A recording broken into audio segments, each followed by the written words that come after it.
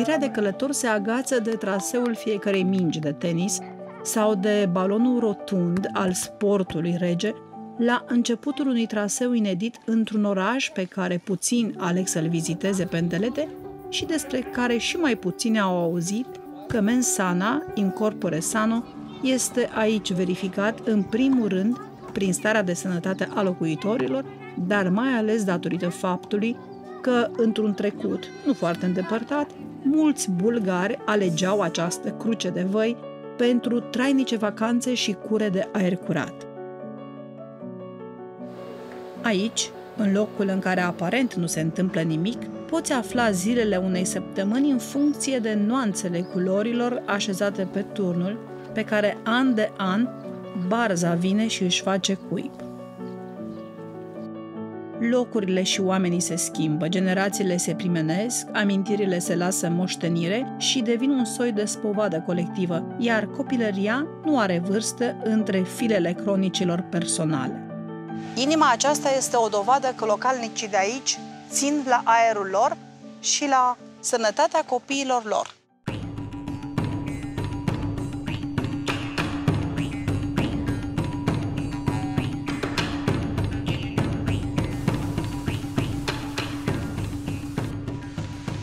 Apa potabilă aflată la îndemâna trecătorilor este un semn de civilizație. În Drianovo se păstrează această tradiție.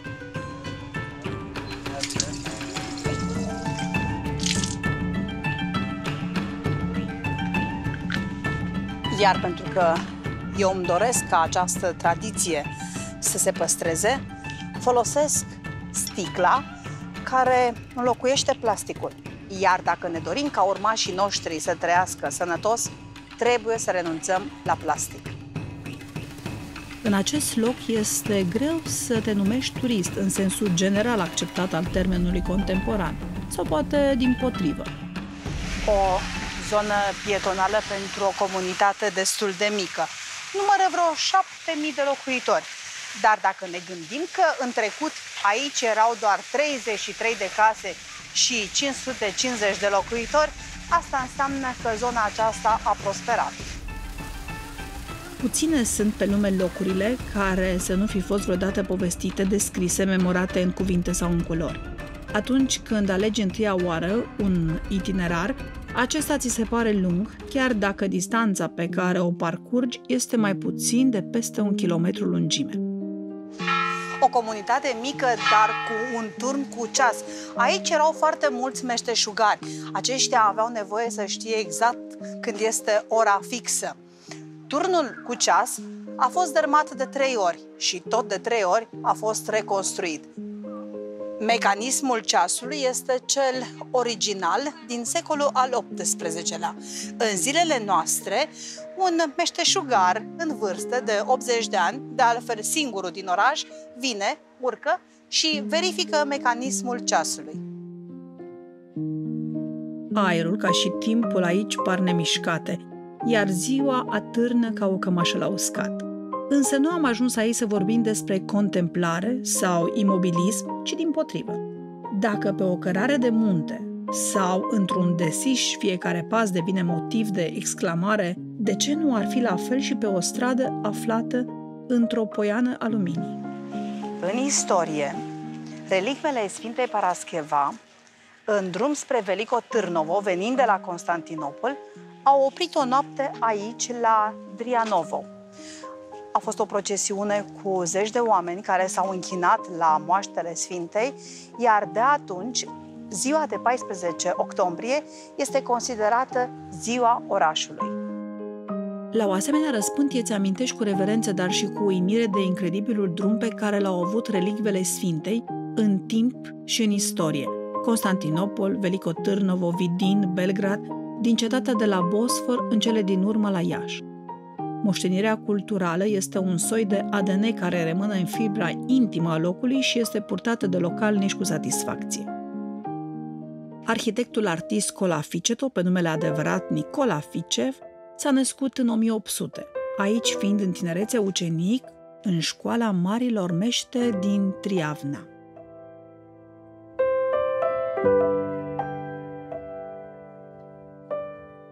În centrul orașului se află casa Ikonomova. E una dintre cele mai bine conservate clădiri ale maestrului Ficeto. A fost construită în anul 1851 la rugămintea prietenului său pentru preotul Vasile Ikonomov. Nicola Ficev este recunoscut în Bulgaria pentru numeroasele sale construcții, poduri, turnuri. Doar 2 case au rezistat, una în Drianovo și una la Veliko Târnovo. Iconografia din perioada renașterii bulgare, adică a epocii în care de altfel a excelat și Ficeto, își găsește în acest spațiu un exemplu excelent al dezvoltării creative a picturii religioase în regiune, devenind referință a tranziției către arta urbană contemporană. Fiecare om privește acest loc văzându-l printr-o lentilă personală, obiectele mai mult sau mai puțin comune devenind la rândul lor personalizate. Armonie, echilibru, simetrie și eleganță. Și doar o simplă casă ai spune dacă minima curiozitate nu te-ar împinge la a-i călca pragul. Iar în curte ești învăluit de o lumină blândă și parcă nostalgia altor timpuri se revarsă în grădină. Nicola Ficeto, arhitectul și constructorul unora dintre cele mai impunătoare clădiri din secolul al XIX-lea din Bulgaria, este un om născut tocmai pentru a construi un zid perfect, pentru a sculpta un lemn, pentru a dăltui o piatră într-o formă minunată, un maestru cu succes și cu o contribuție esențială în ceea ce privește diferitele tipuri de arhitectură din întreaga Bulgarie. Un creator supradotat care a căutat idealul în opera sa, un simbol pentru arhitecți și constructorii contemporani. El este arhitectul podurilor binecunoscute și apreciate de bulgari. Lung de 38 de metri și cu o lățime de 5 metri, podul din Drianovo are 4 arcuri boltite cu deschideri de dimensiuni diferite și stă așezat pe 3 coloane masive de piatră.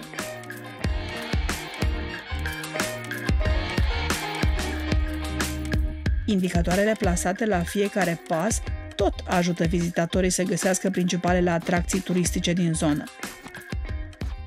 Străzile și piațetele sunt spații de promenadă, loc de delectare la o cafea, croieli de străzi dedicate întâlnirilor de afaceri romantice sau prietenești. Dacă vrei să te familiarizezi cu renașterea bulgară, în special cu arhitectura specifică acestei perioade, e musai să ajungi la Muzeul de Istorie al lui Ficeto.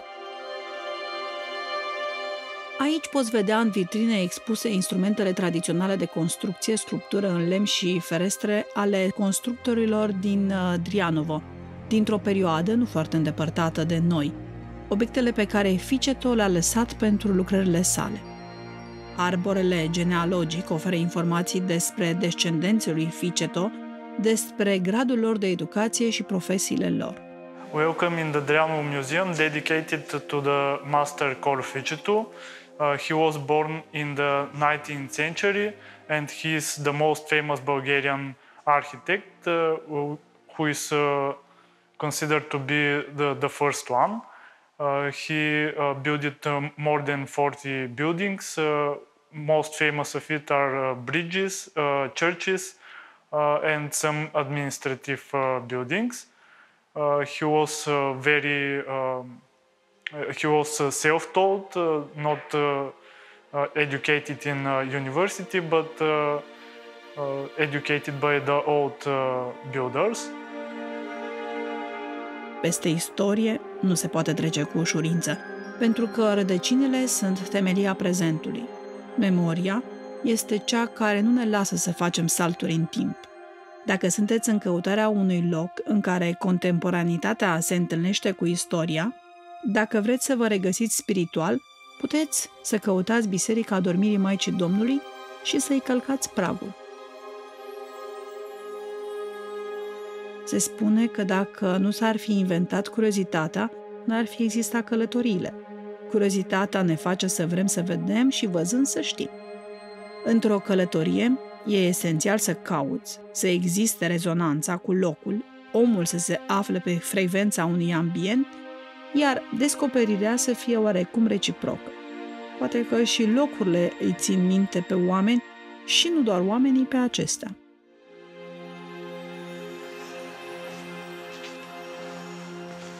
Reprezentative pentru diferite stiluri și epoci, bisericile din Drianovo nu trebuie ocolite. Puține la număr, dar fiecare cu povestea ei.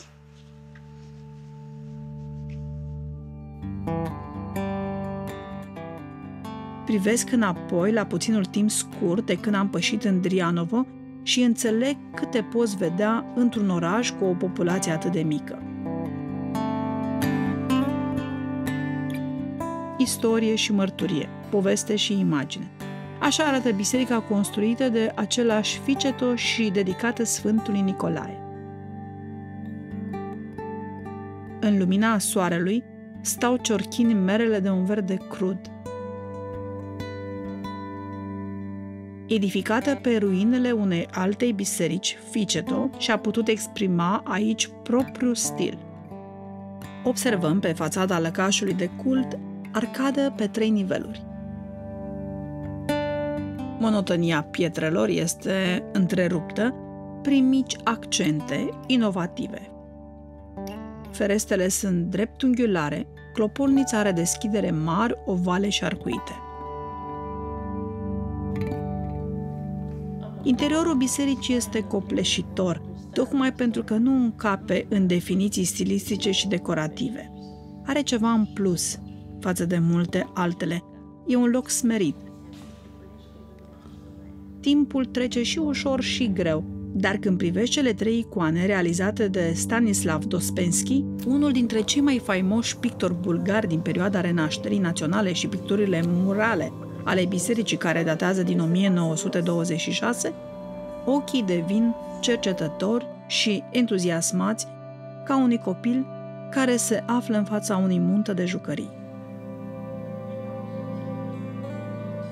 Balconul, ondulat cu tif brodat în culori, conferă farmecul acestui loc.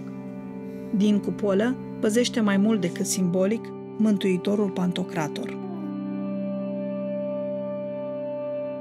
Sub un soare lăptos, într-un peisaj înmuiat într-o lumină aparte, poți crede că și acesta e gustul fericirii. Prezentul ia în stăpânire străzile și lumea se intersectează, discutând în tihnă sau se plimbă căutând umbra și un dram de răcoare.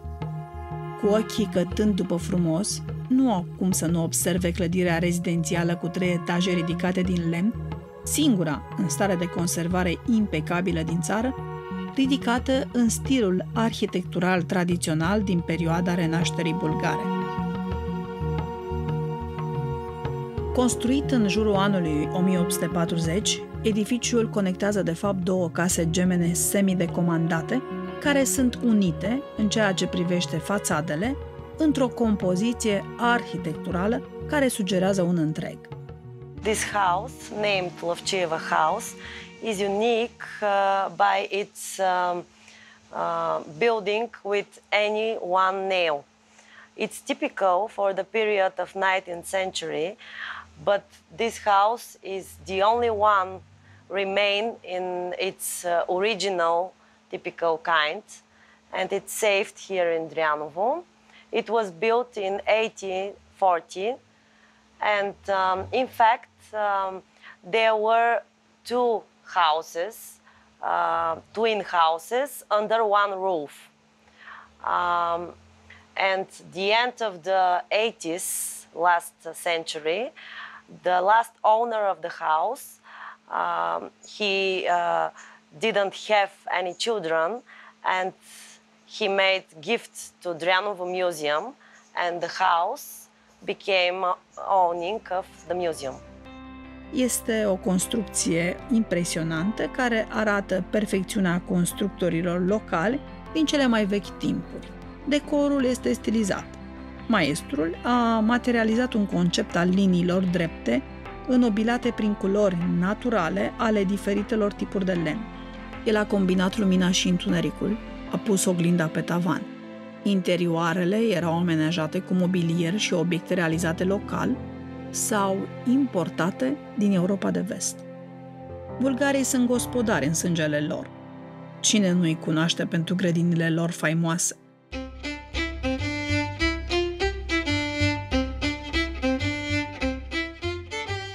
Gostița este satul unde aveam să învăț să prepar 2 specialități.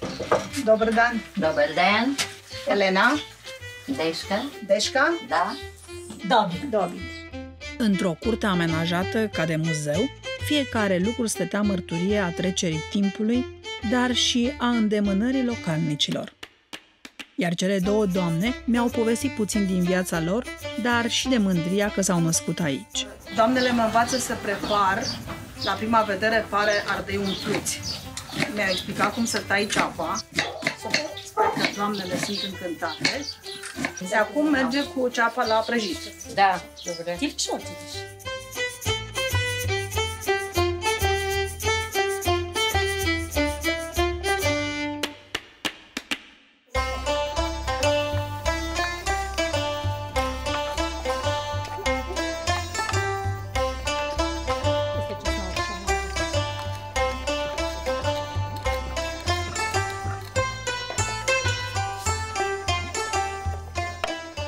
Amestec orezul cu bulgurul. Au aici boiariță, turmenic, tarhon până mâncare. И магданоз. Pătrunjelul.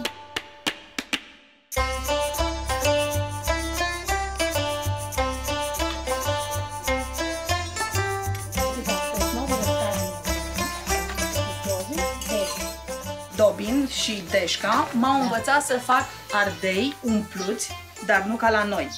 Deci după ce am tocat ceapa și doamnele mi-au arătat cum se pune orezul și bulgurul și puțină verdeață, condimentele necesare acestei compoziții, s-au umplut ardeii, după care ardeii sunt puși pe acest pat de varză amestecat cu zeama de la bulgur și ceapă. Deci, atenție, vârful trebuie să fie în interiorul vasului, iar gura în exterior. Și iată că mâncarea urmează să intre la foc încins și arată așa. Deșca și gopice. Da. Hai, uite, vai Deșca. Cât se prepară ardei în cuptor, admir aceste costume. Dodi poartă o paftii, iar doamna poartă o pendari. Fata primește în dar de la familie pentru prosperitate, iar această cingătoare face parte din costumul lor tradițional. За всяка българска жена това са като закопчалка на колана и всяка жена е имала. Тези са по-нови, докато ето тези са стари, автентични. Poartă toate femeile și mai ales la festivaluri și în momente importante din viața lor. Aceasta este chiar originală. Deșca and Dobi, Blagadariu.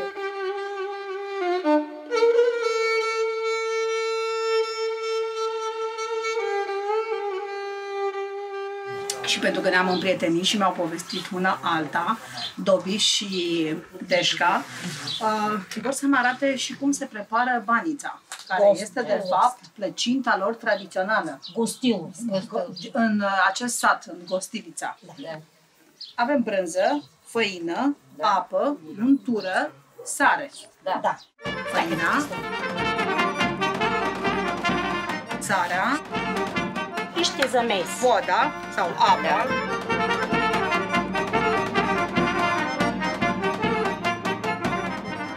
E foarte indicat să frămânți cu degetul mare și cu palma, pentru ca aluatul să fie fraged.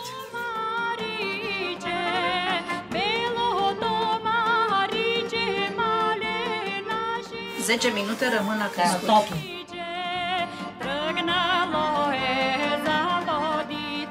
Untura trebuie pusă în centru, iar turtița de pâine trebuie și ea unsă cu untură în mâini până se desface.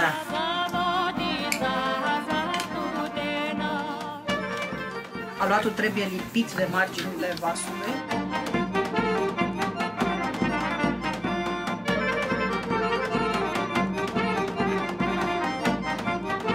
Елени и Дешка правят гостиловска баница. Дърпана.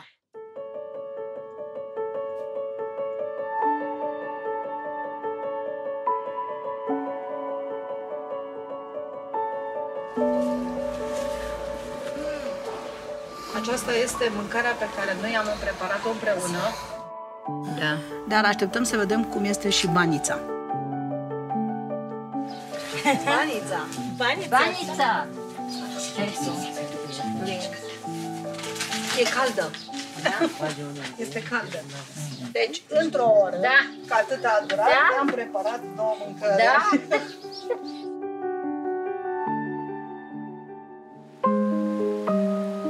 Fiecare călătorie se poate tezauriza într-un fel anume.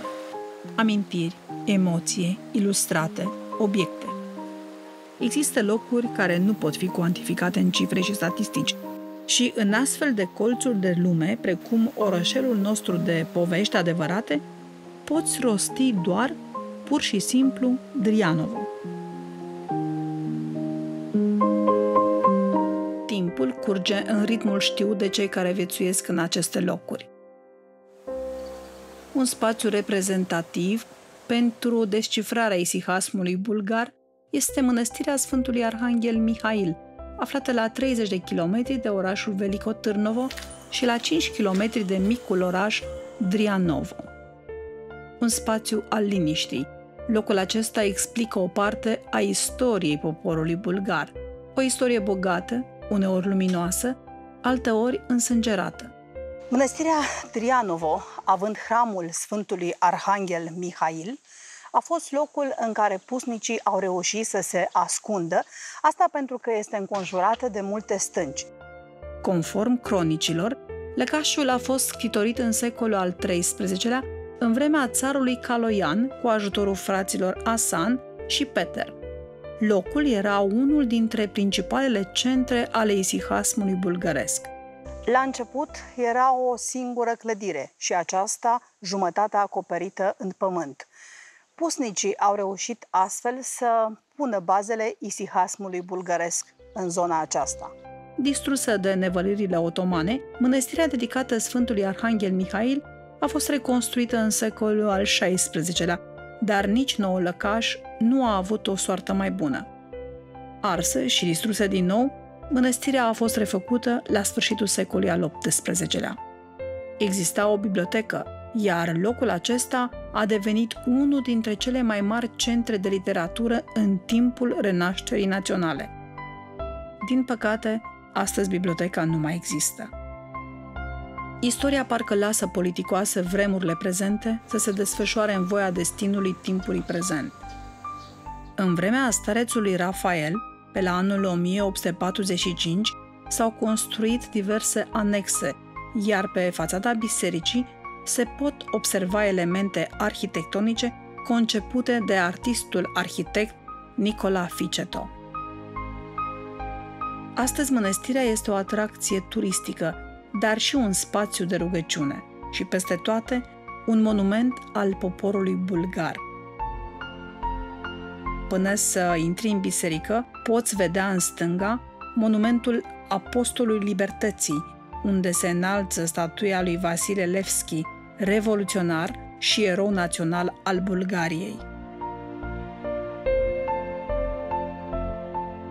Mănăstirea Drianovo a fost unul dintre centrele de pregătire a revoltei bulgare din 1876, călugării ei sprijinind și participând activ la răzbunarea populară.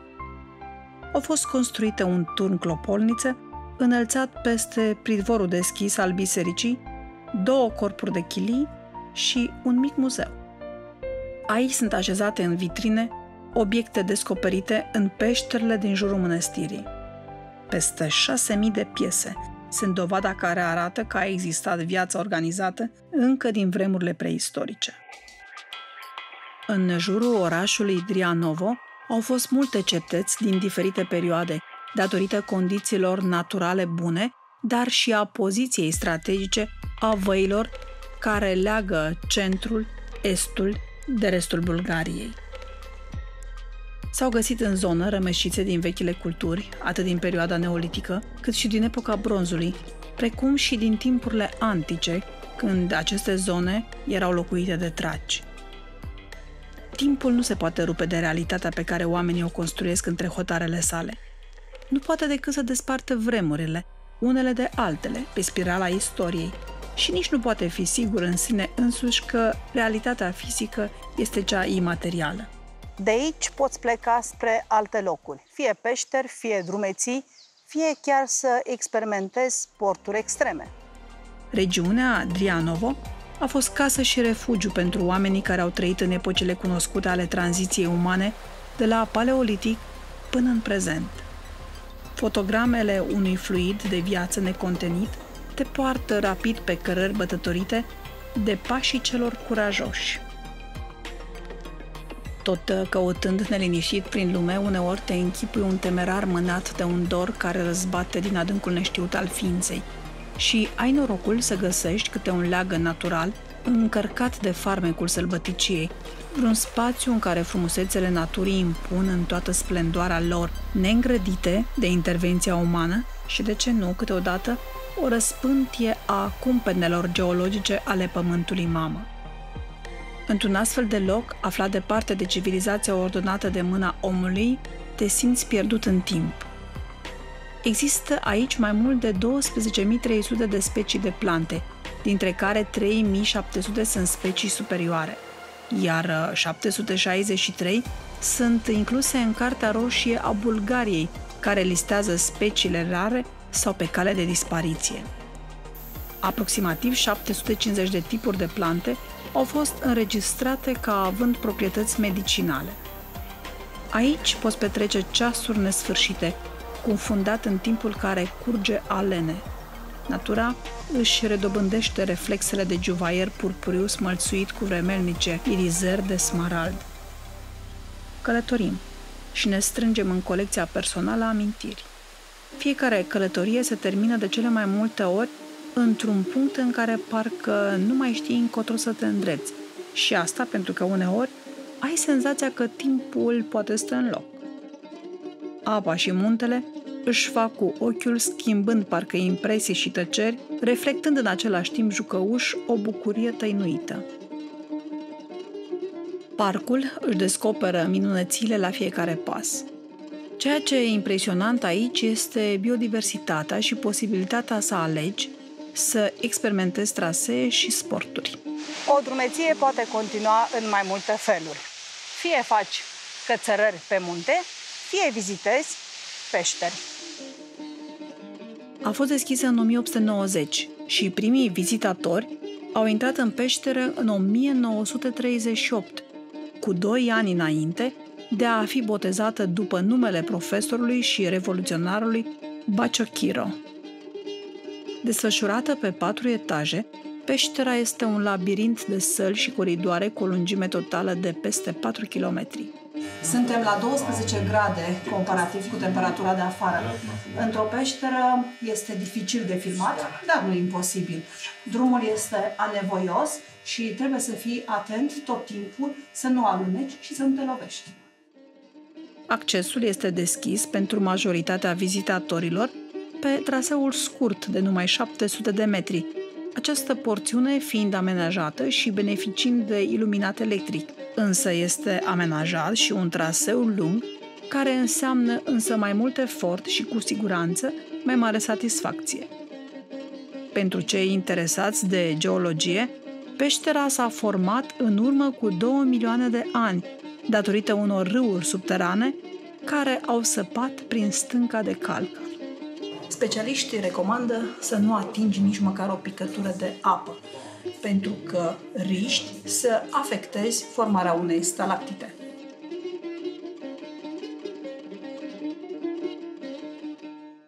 A plecat, mergi pe traseu. O fată morgană a gândurilor și a jocului umbrelor și contrasturilor, învăluite de lumina palidă, face pe vizitator să creadă că are de străbătut doar câțiva pași. În fapt, sunt sute de trepte umede și alunecoase care conduc în zigzag spre adâncuri.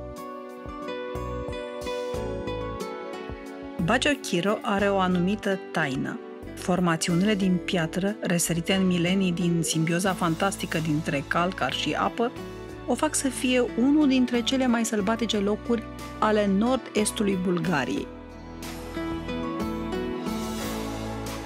Toți vizitatorii participă la o experiență și o călătorie uimitoare, căci sălile se continuă cu alte culoare strâmte, cu unghiere și săli în care, fără un fir al Arianei, numim pur și simplu ghid, cunoscător al genurilor, exploratorul ar fi nevoit să se mulțumească doar cu experiența traseului scurt.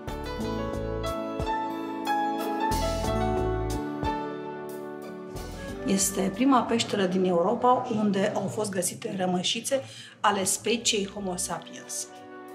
Natura a sculptat în calcar milioane de forme pe care vizitatorii le admiră uimiți. Nu cunosc o modalitate mai bună decât călătoria pentru a cunoaște istoria, tradițiile, schimbarea locurilor, oamenilor și obiceiurilor. În timpul oricărei călătorii putem chiar să învățăm o mulțime de lecții, să studiem atât de mult atracțiile locale, limbi vorbite de oameni care ne devin megieși de o zi și, de ce nu, să știm cum să ne purtăm conform etichetei locale. Poți să îți încerci norocul și să bați la poartă, fără să știi dacă cineva îți va răspunde, să poți cere o cană cu apă și să-ți potolești setea pe arșița verii. Așa a fost și călătoria de la Ivanovo la Adrianovo, care s-a consumat și cu un dram de întâlnire cu oamenii. Peștera rămasă în amintire ne-a trimis în poarta unui artizan local din cătunul Ritia. Dimitar Dimitrov a fost ghid al peșterii Bajachiro vreme de 10 ani. Arheolog, ca formație, locuiește în casa copilăriei sale. Но предимно използвам колоните на дрян. Curtea este plină de lucruri făcute de mâinile lui. Caută cioate de lemn cu diferite forme, le privește, le șlefuiește și apoi le însuflețește cu forme și nume. Mi-a spus că a participat la câteva expoziții, că face acest lucru cu drag și pentru el este o delectare și o pasiune. Cel mai important lucru este ca în expresia plastică să nu intervină decât prin evidențierea alcătuirii naturii. Ceea ce seamănă a fi pasăre să devină întruchipare a zborului, sau rădăcina care pare a fi o ființă a pădurii se capete doar în suflețire prin șlefuire. Livada din spatele casei sale devine prefața unui sat omonim pe care îl găsim la capăt de cale. În satul Țareva Livada, experiența este unică. Cobori într-o gară unde trenurile opresc din ce în ce mai rar, iar tu, călător fiind, privești prin văpaia soarelui gara și călătorii ei. La prima auzire ai fi tentat să crezi că ești în grădina țarului, însă în limba bulgară, livadă înseamnă pajiște. De ce oare am ales să opresc într-o gară unde trenurile opresc din ce în ce mai rar? Călătoria aceasta este experimentală. La întâmplare văd locuri, cunosc oameni și descoper povești. Este o călătorie care poate fi numită un capăt și sfârșit de zi. O locomotivă veche din vremea celui de-al doilea război mondial rămâne țintuită pe calea de fier în așteptarea unui călător admirator. În jurul ei roiesc doar praful și vietăți ale locului. Roțile sunt încremenite, iar în orizontul apropiat nu se ivește niciun macaz. Oamenii vin și pleacă asemenea nouă, unii cu treburi și doar puțini vizitatori. Dar poate că tocmai aici este farmecul unui demers turistic asociat paradigmei descoperirilor mărunte și frumoase. Să pornește nicăieri spre nicăieri și să ajungi în locuri care, prin experiența personală, capătă definiții. Peste istorie nu se poate trece. Memoria este aceea care nu ne lasă să facem salturi peste timp. Toți vrem să aflăm adevăruri mai mici și mai mari. Toți avem nevoie de rădăcini. Toți avem nevoie de seva din care să ne hrănim prezentul și viitorul. Atunci când o călătorie se termină, poate însemna că alta începe.